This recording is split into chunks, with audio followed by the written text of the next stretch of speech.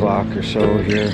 Probably start to get dark in the next hour or so, I guess. I don't think I'm gonna have any problem sleeping here tonight. I love sleeping to the sound of running water. It just puts me out. It's been great though. I've had osprey, whales, there's terns, cormorants. Of course, there's seagulls.